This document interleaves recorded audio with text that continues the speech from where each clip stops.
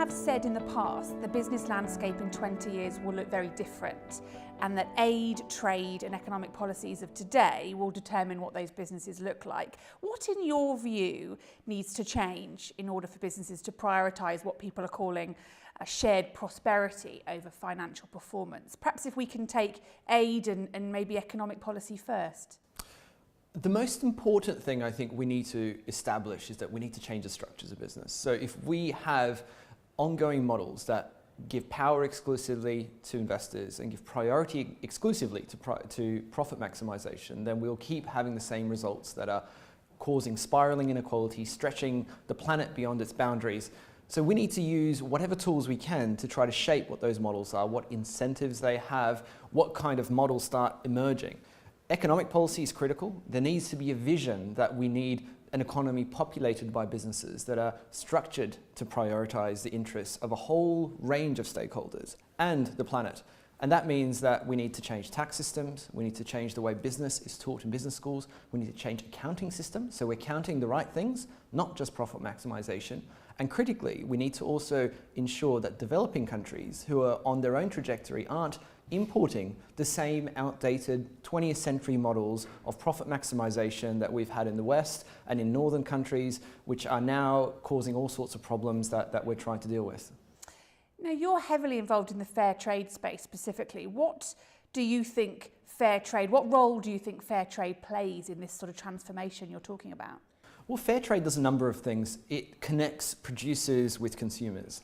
And when we see an opportunity for consumers to understand where their chocolate bar has come from, where their coffee has come from, where their garments have come from, or jewelry has come from, they choose fair trade. They would prefer to buy things that were created by fair trade enterprises, traded on fair trade terms. So fair trade has this ability to really connect the right people with each other, to push the right kinds of ideas and vision. It also has an ability to shape the terms on which trade happens. So the prices that are paid, the way that contracts are set, these are the things that create incentives across a whole global supply chain. We live in a global economy, and in that global economy, we're seeing all sorts of pressures on business. The pressure of consumers asking businesses to treat everybody fairly and to prioritize people and planet, not just profit, is a powerful tool that I think the fair trade movement, in all its guises across the world in over 100 countries, can really push.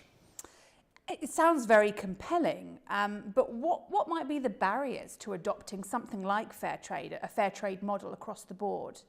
Well, we are seeing economic policies, trade policies, and aid policies all promoting models that aren't fair trade. They're all saying, let's export models that are prioritizing the interests of shareholders and investors. And if in doing so, we can also do something nice, and we can also find a way of maximizing profit and doing some good, then great. But let's, you know, the kind of models that are being pushed by the leaders and the captains of industry and the captains of economic policy are the models of a broken 20th century model of shareholder primacy. So firstly, we need to change the system and the ecosystem that is fostering one kind of model over another. Fair trade enterprises, and I lead a network of 400 fair trade enterprises that are thriving despite this economic system. Fair trade enterprises are an alternative that are experimenting with different ways we can prioritize different goals.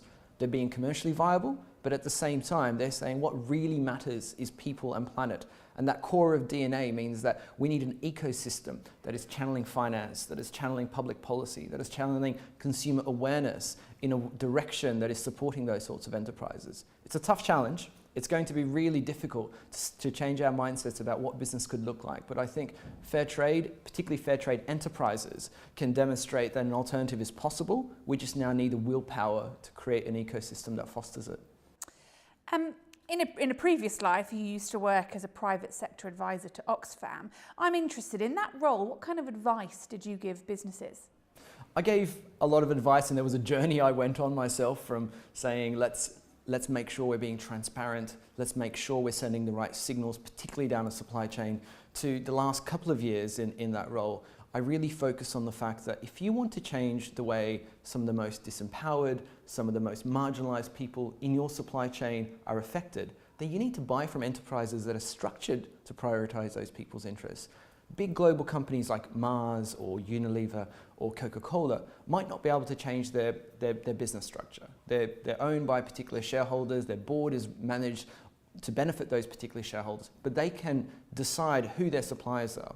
If they buy their tea from farmer-owned, community-owned, worker-owned tea enterprises, then those tea workers are going to be treated better. If they buy their garments, if they're a retailer, they buy their garments from enterprises like Creative Handicrafts, which is a fair trade enterprise in Mumbai, then the workers are going to be treated better. So they can decide who their suppliers are, they can buy their products and their supplies, they can create demand, and they can make sure that in developing countries, a very different kind of business model emerges and is supported by global markets. It's a big challenge. To what extent do you think that the economics of mutuality model, to what extent do you think that model could drive the necessary business transformation as a force for common good? I think the economics of mutuality asks all of the right questions. It says we can't have an economy that puts financial capital at its centre. We can't have an economy that excludes all the other stakeholders, all of the other priorities. It asks these questions and it forces us to confront more difficult realities like where is profit going? How is inequality spiralling out of control? How are we growing beyond the planet's boundaries?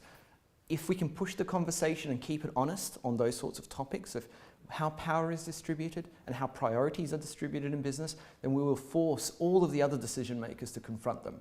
So whether it's people in economic policy making, people in government, people in finance, they can no longer ignore the fact that we have broken models that we continue to foster, continue to entrench, and continue to spread around the world. And the economics of mutuality is forcing us to ask those questions and saying, we need a different model, a different mindset, and we need structures to follow that embed that mindset.